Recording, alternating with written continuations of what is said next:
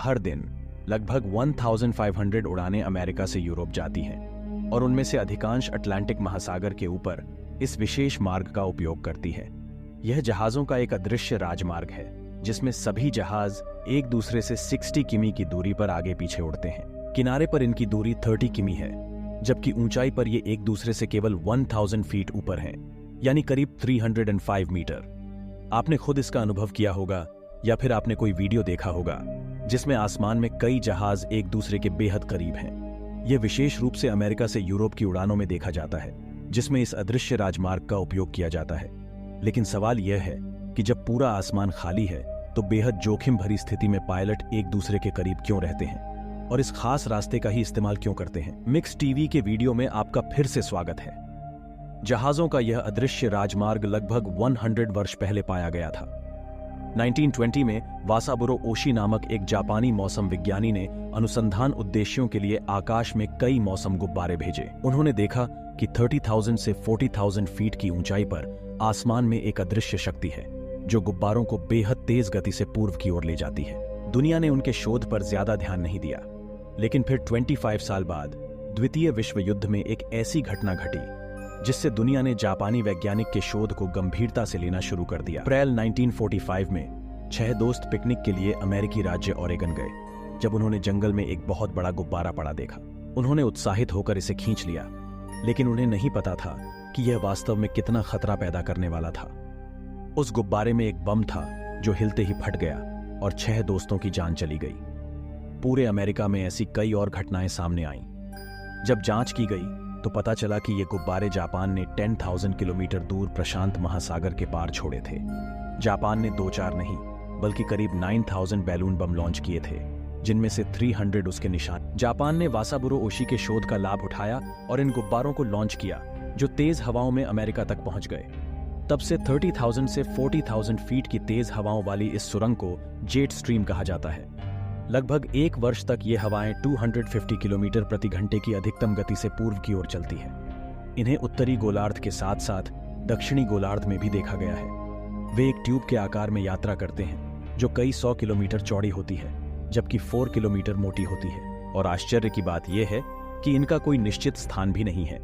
वैज्ञानिकों का मानना है कि ये तेज हवाएं ध्रुवों और भूमध्य रेखा के बीच तापमान के अंतर के कारण होती हैं।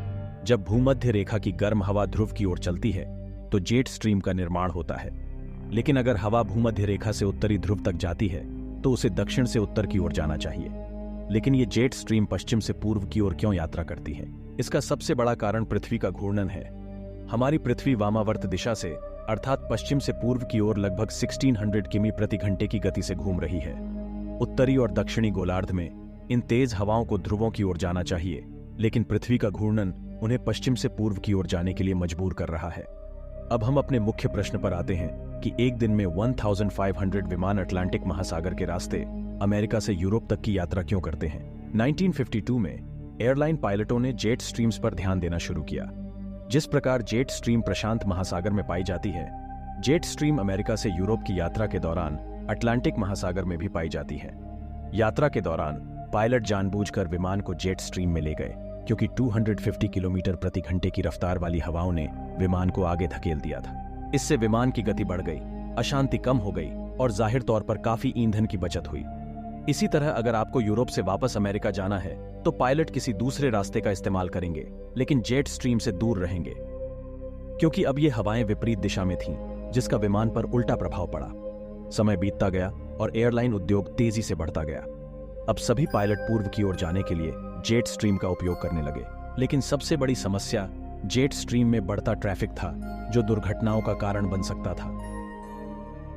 एयर ट्रैफिक कंट्रोलर का काम यानी एटीसी को मौसम के अनुसार उड़ानों के लिए रूट प्लान बनाना था ताकि जेट स्ट्रीम में कोई विमान एक दूसरे से न टकराएं। हम सभी जानते हैं कि एयर ट्रैफिक कंट्रोल टावर पर लगे रडार विमान की लोकेशन का पता लगाते हैं। इस लोकेशन के आधार पर कौन सा विमान कितनी ऊंचाई पर और किस गति से उड़ान भरेगा, यह सब एटीसी लोकेशन जानने के बाद ही मैनेज कर सकती है। लेकिन दिक्कत यह है कि इन रडार की रेंज उतनी ज्यादा नहीं है। वे अधिकतम 128 किमी की रेंज में विमान की स्थिति का पता लगा सकते हैं। यानी मान लीजिए कि न्यूयॉर्क एटीसी रडार की रेंज इस सर्कल जितनी ही है, जिसका दायरा 128 किमी है। जैसे ही विमान इस घेरे से बाहर निकलता है, वह रडार की सीमा से गायब हो जाता है। तो अब एटीसी को विमान की लोकेशन कैसे पता चलेगी? समुद्र हजारों किलोमीटर तक फैला हुआ है। इसके ऊपर से उड़ान भरने वाला विमान हर 14 मिनट में सैटेलाइट या हाई रेडियो फ्रीक्वेंसी के जरिए कंट्रोल टावर को अपनी स्थिति भेजता है। लेकिन इन 14 मिनट में कोई भी हादसा हो सकता है। इसीलिए 1965 में एक नई प्रणाली शुरू की गई। इसे उत्तरी अटलांटिक संगठित ट्रैक सिस्टम या NATOTS कहा जाता है। इस प्रणाली में अमेरिका और यूरोप की उड़ानों के लिए कई मार्ग बनाए गए, जो अटलांटिक महासागर में 4 मुख्य केंद्रों द्वारा नियंत्रित होते हैं। पहला न्यूयॉर्क स्टेशन है, जो इस हिस्से को नियंत्रित करता है। दूसरे नंबर पर कनाडा का गैंडर न्यूफाउंडलैंड है, जो इस क्षेत्र को नियंत्रित करता है। सांता मारिया ओशनिक कंट्रोल इस भाग और शेनविक उत्तरी भाग को नियंत्रित करता है। NATOTS में कुल 6 रूट हैं, जिनके नाम NATA से लेकर NATF तक है। उड़ान भरने से पहले पायलटों को इनमें से एक मार्ग आवंटित किया जाता है, या फिर फ्लाइट के दौरान भी अगर किसी रूट पर ट्रैफिक ज्यादा हो तो उन्हें एक रूट से दूसरे रूट पर शिफ्ट कर दिया जाता है।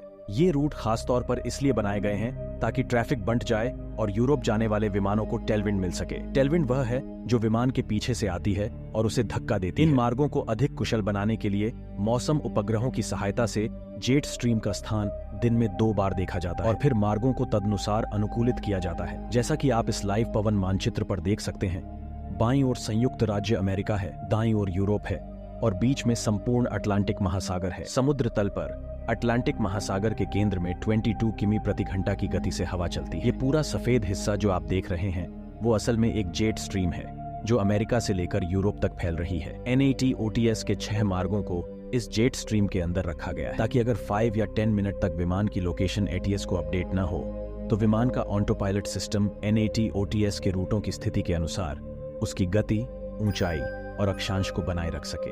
यही कारण है कि हम यूरोप जाने वाले विमानों को केवल इसी मार्ग पर उड़ते हुए देखते हैं। इसकी पुष्टि के लिए आइए लाइव प्लेन ट्रैकर की ओर रुख करें। यहाँ अटलांटिक महासागर के इस हिस्से में यूरोप जाने वाले सभी विमान एक लाइन में यात्रा कर रहे हैं, जबकि लौटते हुए विमान इस जेट स्ट्रीम से काफी दूर तक देखे जा सकते हैं। दर्शकों, मैंने इस अवधारणा को सरल शब्दों में समझाने की पूरी कोशिश की है। मुझे उम्मीद है कि आपको मिक्स टीवी का यह छोटा सा वीडियो समझ आ गया होगा। आपकी प्रेमपूर्ण टिप्पणियों के लिए बहुत